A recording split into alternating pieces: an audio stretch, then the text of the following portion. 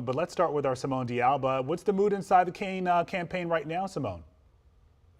Well, Leslie, Zoe, I would say it's just really optimistic. I mean, we're seeing people just lined up and down the blocks. We're in downtown Richmond. People are really excited to be coming on in here. The doors should be opening shortly. We know polls are closing here in Virginia at 7 o'clock. And so there's just excitement building here in downtown Richmond. And I wanted to mention, Tim Kaine's campaign was telling me that he's been really active all day today. He was out at polling locations earlier talking with voters, just trying to get a feel for, how they're feeling going into this election, where their minds are at. And so he spent a lot of time, one-on-one time with people earlier today. We do know that the economy, reproductive rights are two of the most important topics this election, something that Tim Kaine has specifically really focused on.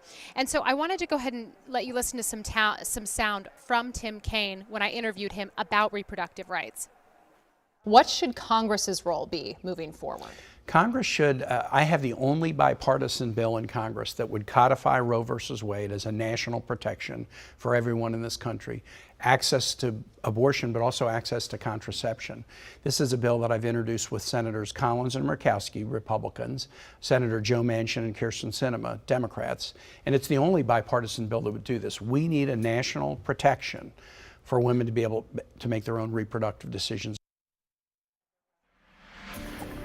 Now, since the overturning of Roe v. Wade, Virginia is the southernmost state that has not passed restricted access to abortion. And so that's a major cornerstone for Senator Tim Kaine's campaign here. I did want to mention, this event here tonight is just going to be a who's who among Virginia politicians. We are expecting people like Abigail Spanberger. We're expecting House Speaker Don Scott. Also, we could be seeing Congresswoman McClellan, Senator Mark Warner, all of them coming out to support what has really been a commanding election cycle for Senator Tim Kaine. He has a decisive lead in the last polls. We've seen leading by about 12 points, give or take, which again is a pretty massive margin.